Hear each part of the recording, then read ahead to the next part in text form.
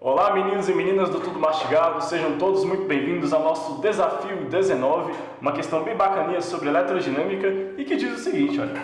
Um circuito em série é formado por uma pilha, uma lâmpada incandescente e uma chave interruptora.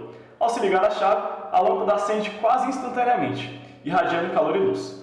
Popularmente, associa-se o fenômeno da irradiação de energia ao desgaste da corrente elétrica, ao atravessar o filamento da lâmpada, e a rapidez com que a lâmpada começa a brilhar. Essa explicação está em desacordo com o modelo clássico da corrente.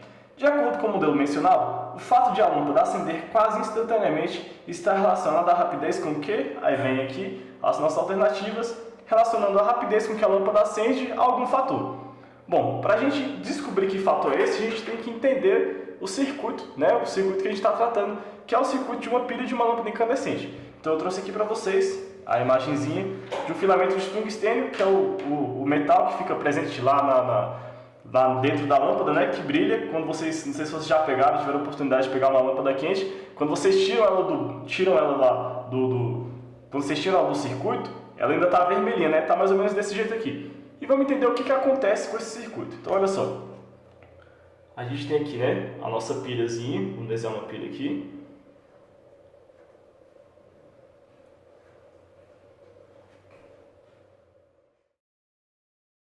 E ela dá acesso aqui a um filamento de tungstênio. Vou representar aqui por um resistor, tudo bem? Para todos os efeitos práticos, o nosso resistor é a nossa lâmpada, tudo bem? E aqui a gente tem o polo positivo e o polo negativo. Bom, meninos, o que acontece? No filamento de tungstênio, ele é repleto aqui de elétrons livres. Elétrons aqui que estão numa boa, na paz, estão livres aqui. E ampliando eles, olha como é que fica o nosso filamento de tungstênio. Você tem aqui uma parte do filamento, ele é repleto de cargas positivas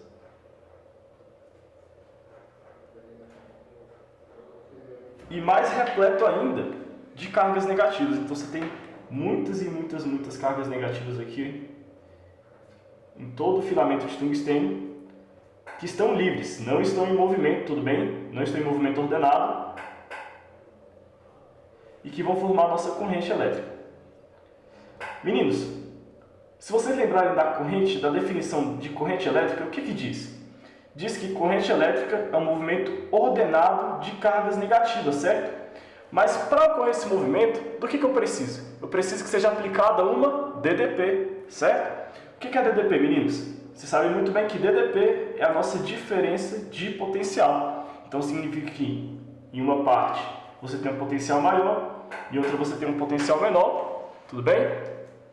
E aí, as cargas vão se movimentar aqui do positivo para o negativo, se elas fossem positivas, tá? Mas como as nossas cargas são negativas, elas vão movimentar aqui do negativo para o positivo, tudo bem? Que é a corrente real. Então o que acontece? As carguinhas estão todas aqui bonitinhas paradas, até que seja aplicada sobre elas uma DDP, beleza? Até que seja aplicada sobre elas aqui uma DDP.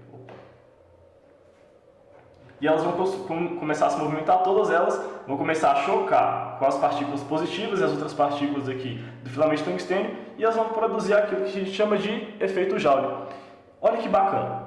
Eu acabei de falar para vocês que precisa ser aplicado um potencial, certo? Se você tem duas regiões que têm potenciais diferentes, em pontos diferentes do espaço, você tem sobre essa região a aplicação de um campo, tudo bem? Um campo. Como a gente está tratando de cargas, então a gente está falando de um campo elétrico, beleza, galera? Um campo elétrico.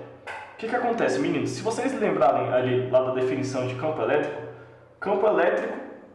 ele produz uma força elétrica. Lembra aqui, campo elétrico é a força elétrica dividida pela carga. Ou seja, o campo, ele produz uma força que vai movimentar as nossas cargazinhas, As nossas cargazinhas negativas, assim que for aplicado um campo sobre elas, elas vão ganhar movimento, tudo bem? Só que elas só vão ganhar movimento, aqui no caso, se o meu circuito for fechado, tudo bem? Se o meu circuito for fechado, e se sobre todo o circuito for aplicado esse campo, beleza? E olha que bacana. Aqui no nosso circuito, as cargazinhas, se movimentariam aqui, do polo negativo em direção lá ao polo positivo. Só que olha que bacana. Não são essas cargazinhas aqui que saem da bateria que são as primeiras a acender a lâmpada. Como eu falei para vocês, o filamento de tungstênio é lotado de cargas negativas, lotado de cargas negativas. E assim que é aplicado um campo sobre o filamento de tungstênio, os próprios elétrons que estão presentes no filamento de tungstênio começam a ganhar movimento. Então, olha aqui, ó. Os elétrons que estão aqui, são eles que ganham movimento. Não são os elétrons que estão lá na pilha, não são os elétrons que saem lá da tomada. São os próprios elétrons do filamento de tungstênio. Por quê? Porque também sobre eles foi aplicado um campo e eles já começaram a responder a esse campo. Já começaram aqui a se chocar com as partículas negativas, com as partículas positivas, produzindo aquilo que a gente chama de efeito Joule. Tudo bem? Que é a dissipação dessa energia, desse movimento deles, na forma de calor e, consequentemente, aqui na forma de luz. Tudo bem? Bom, então, voltando aqui, né? Voltando à nossa questãozinha, bonitinha, vamos ver as nossas alternativas. Olha só que bacana. Bom, então está relacionado à rapidez do quê? Aí, letra A, o fluido elétrico que se desloca no circuito.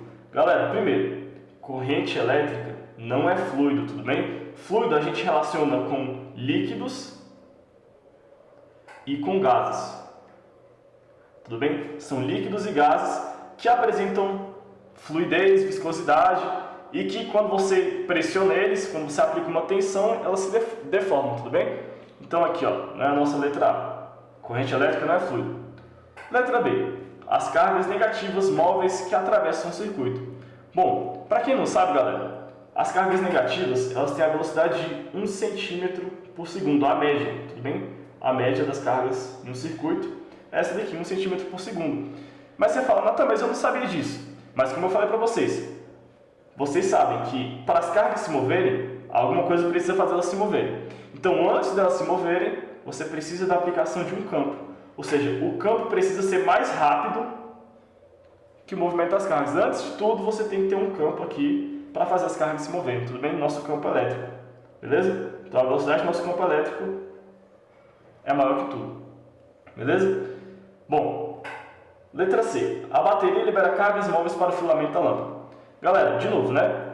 Imagina lá, você tem aqui a sua bateria, independente da velocidade da reação dela, que ocorre dentro dela, as carguinhas ainda teriam que se movimentar de um polo para o outro, percorrer todo o circuito até chegar na nossa lâmpada. Tudo bem? Então não é a letra C. Beleza? Não é a nossa letra C. Letra D. O campo elétrico se estabelece em todos os pontos do circuito.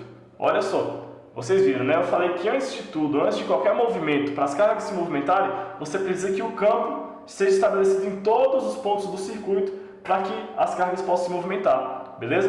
Então, a gente chegou aqui na nossa resposta, né? A nossa letra D de dado, é a nossa resposta.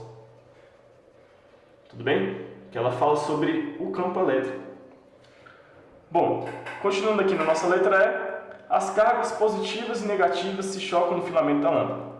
Bom, galera, de novo, né? Para elas se chocarem, elas precisam de movimento. E quem dá esse movimento para elas? O campo elétrico. Por quê? Porque o campo elétrico faz com que surja uma força, tudo bem? Que atua sobre as cargas e elas se movimentam. Então, antes das cargas se chocarem, você tem que ter de novo o campo elétrico estabelecido em todos os pontos do nosso circuito. Beleza? Então, também não é a nossa letra E. Bom, galera, então aqui, ó, desafio 19 detonado, gabarito letra D. Até a próxima, beijo no coração.